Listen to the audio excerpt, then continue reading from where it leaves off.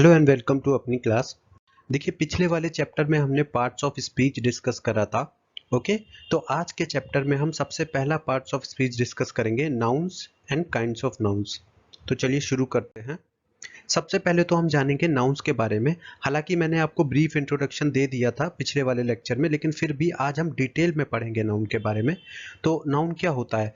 Noun एक तरह से आप बोल सकते हो कि वो वर्ड होता है जिसके यूज से हम किसी इंसान, किसी चीज को या किसी जगह को एक नाम दे सकते हैं। ठीक है, तो नाउन एक तरह का नेमिंग वर्ड होता है।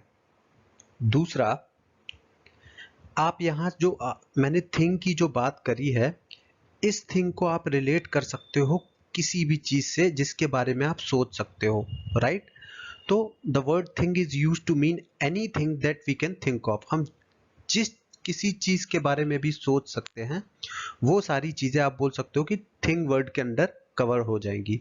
ओके, तीसरा पॉइंट, देखिए कई बार ऐसा होता है कि कुछ चीजों को हम टच करके फील कर पाते हैं, ठीक है, या उनको देख कर तब उनको महसूस कर पाते हैं। तो कुछ नाउन्स ऐसी भी होंगी जिन्हें आप देख के आप बोल सकते हो कि, या टच करके, जो आपके आप बोल सकते हो कि फाइव सेंसेस होते हैं, उनके थ्रू आप उनको आप बोल सकते हो कि आइडेंटिफाई कर सकते हो। लेकिन कई बारी कुछ नाउन ऐसी होती हैं जिनको आप अपने फाइव सेंसेस के थ्रू नहीं आइडेंटिफाई कर सकते। ओके, तो उस तरह की जो नाउन्स होती हैं, जैसे ब्रेवरी हो गया, जॉय हो गया, राइट, तो इस तरह की भी नाउन्स होती हैं। ओके, आप कुछ एग्जांपल्स देखते हैं। सबसे पहला एग्जांपल देखिए, Irwin an ex general is court martialed and sent to a military prison. तो अगर आप ध्यान से देखें, जो ये दो ग्रीन कलर टेक्स्ट हैं, पहला इरविन, प्रिजन, तो ये दोनों ही नाउन हैं। कैसे? देखिए, इरविन यहाँ पे एक जनरल का नाम है। ओके, तो इसलिए यहाँ एक इंसान को यहाँ पे नाम दिया गया है इरविन। ओके, तो ये एक नाउन हो गया।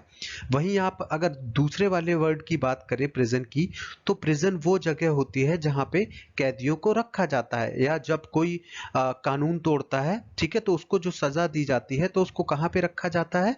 प्रिजन में रखा जाता है। तो प्रिजन हमने उस जगह का नाम दे दिया जहाँ पे कैदियों को रखा जाता है। तो इस तरीके से नाउन का काम क्या होता है? चीजों का नामकरण करना। ओके, दूसरा एग्जाम्पल देखते हैं। दूसरा एग्जाम्पल है, Irwin decides to seek revenge against the authorities.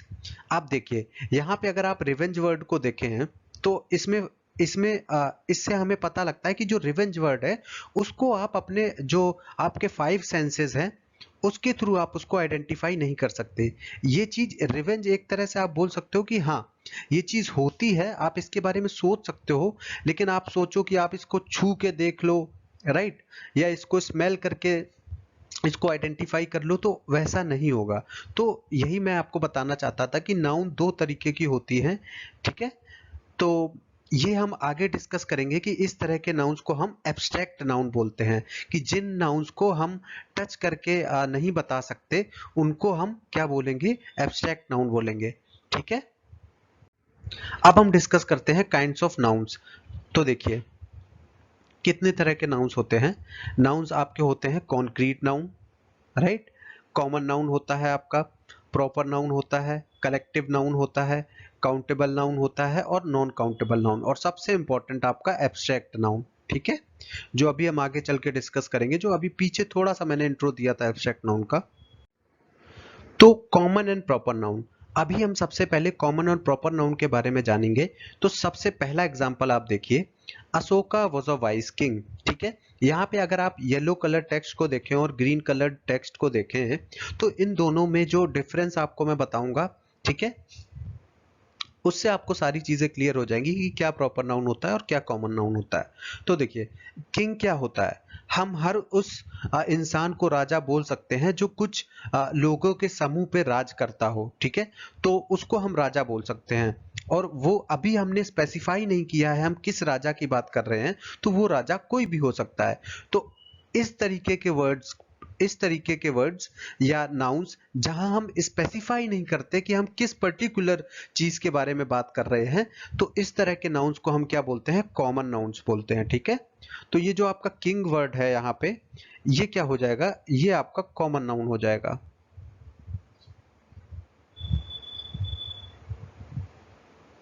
Right.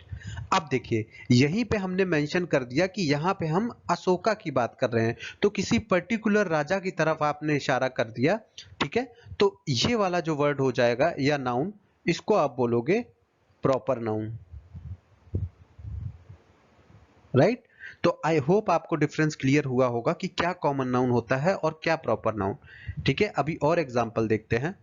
अब दूसरा वाला सेंटेंस देखिए, Anthony Hopkins is an Oscar winning actor known for roles in many films including the silence of the lambs.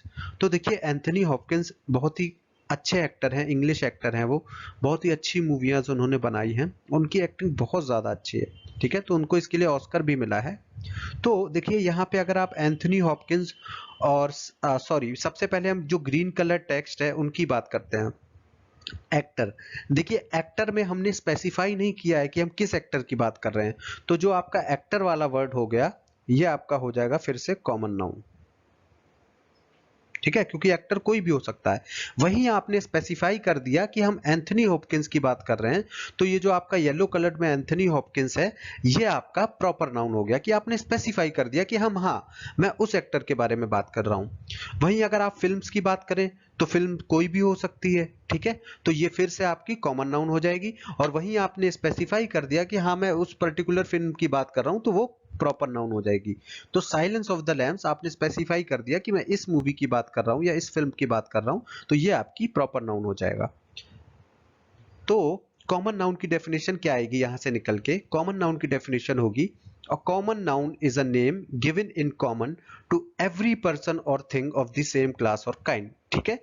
तो common noun हम उस चीज को नाम देते हैं जब कोई भी इंसान या कोई भी चीज एक ही क्लास को बिलोंग करती हो, ठीक है, तो उस चीज को आप क्या दे दोगे? कॉमन नाउन दे दोगे।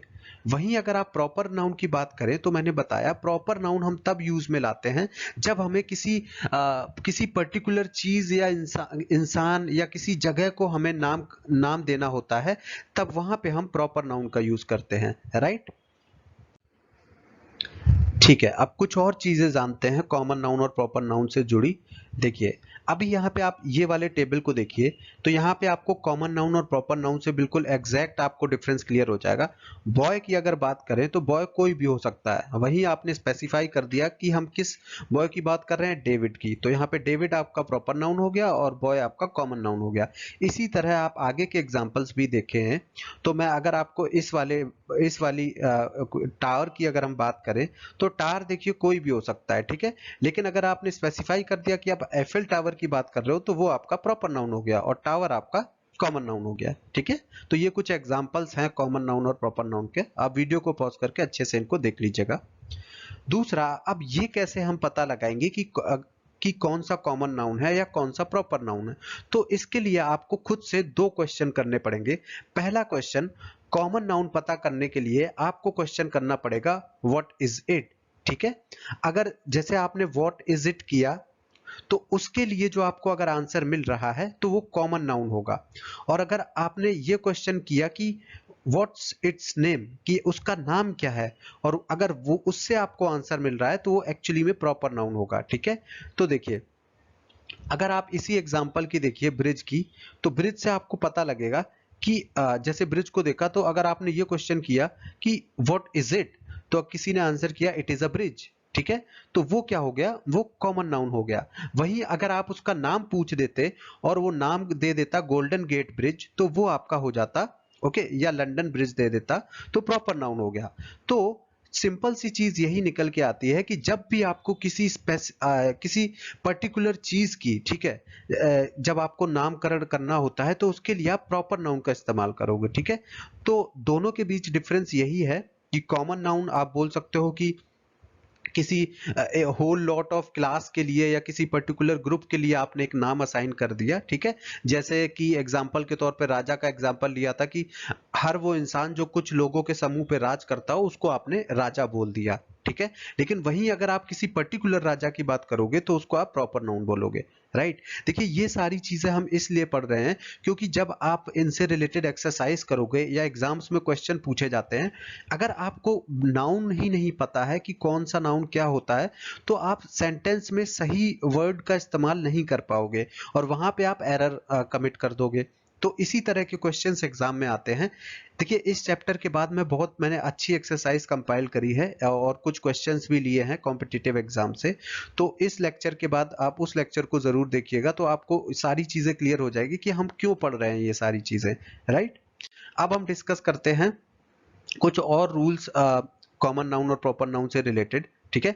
तो प्रॉपर नाउन देखिए हमेशा आपकी कैसे स्टार्ट होगी, कैपिटल लेटर से स्टार्ट होगी, ठीक है।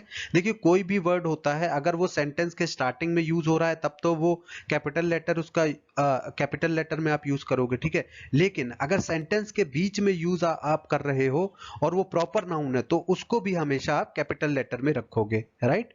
दूसरा कि देखिए अगर कोई कई बार ऐसा होता है कि जो कुछ कॉमन नाउन होती हैं, ठीक है, जस्ट बिकॉज कि वो इंपॉर्टेंट है तो इसका मतलब ये नहीं हुआ कि आप उसको कैपिटल लेटर्स में लिख दो, ठीक है। तो ये चीज करना गलत होगी, ऐसा आपको नहीं करना है सेंटेंस में कि अगर कोई भी कॉमन नाउन जो बहुत ज्यादा इंपॉर्टेंट हो उसको आप कैपिटल लेटर में नहीं यूज करोगे। तीसरा, ये सबसे इंपॉर्टेंट पॉइंट है कि जितने भी जो सीजन्स होते हैं, ठीक है, जितने भी जो आप बोल सकते हो कि मौसम होते हैं, जैसे कि सर्दी का हो गया, गर्मी का हो गया, या जो कंपास में जो पॉइंट्स होते हैं नॉर्थ साउथ ईस्ट वेस्ट, उनको कब ये सारी की सारी चीजें प्रॉपर नाउन नहीं है, ठीक है। ये चीज आपको ध्यान रखनी है।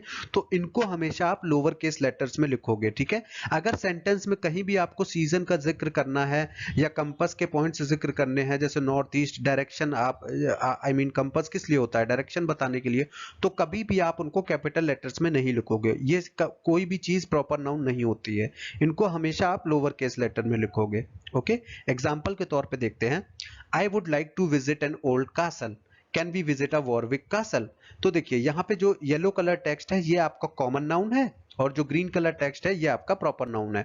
अब यहाँ से आप आइडेंटिफाई करना सीख गए होंगे कि क्या प्रॉपर नाउन है क्या कॉमन नाउन है। देखिए कासल इसलिए कॉमन नाउन है क्योंकि कासल कोई भी हो सकता है, ठीक है। लेकिन यहाँ पे किसी पर्टिकुलर कैसल की अगर हम बात करें जैसे वॉरविक कैसल की, तो वो प्रॉपर नाउन हो गया। अब देखिए यहाँ पे अगर आप ध्यान से देखो तो मैंने प्रॉपर नाउन के जो वर्ड्स हैं वो दोनों ही कैपिटल में है। वहीं अगर आप कॉमन नाउन की बात करें तो उसका जो इनिशियल लेटर है वो देखिए स्मॉल में है। तो यही मैं आपको बताना चाहता था।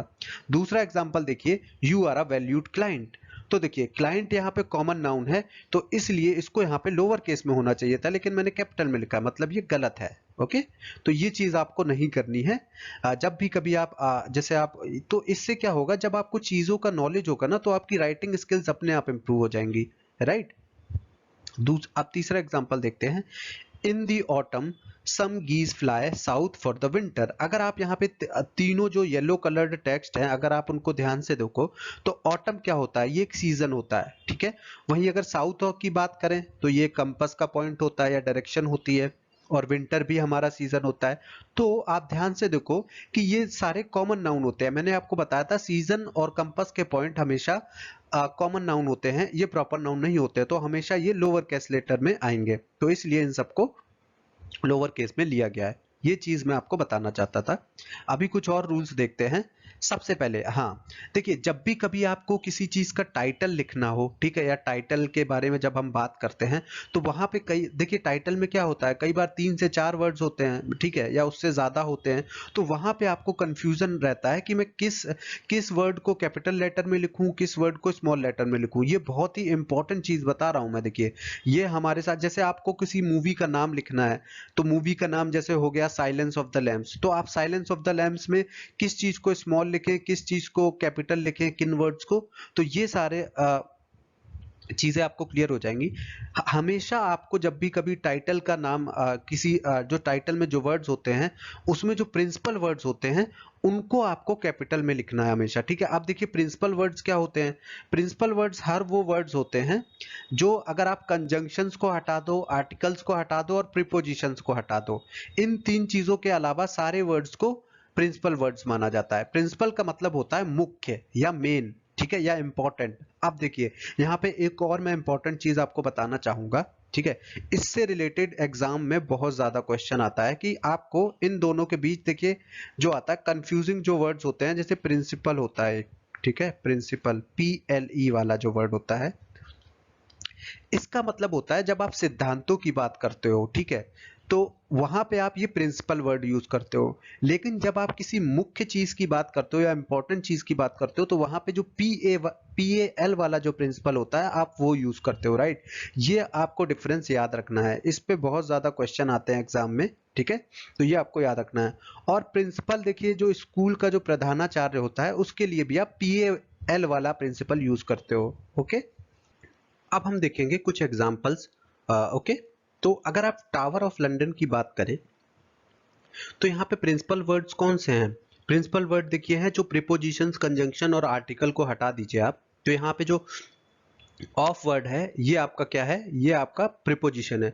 तो इसलिए इसको हमने कैपिटल लेटर्स में नहीं लिखा है। बाकी सारे प्रिंसिपल वर्ड्स को हमने बाकी सारे वर्ड्स जो कि प्रिंसिपल हैं उनको कैपिटल लेटर्स में लिया। तो टावर ऑफ लंदन में टार का T और लंदन का L कैपिटल में होगा।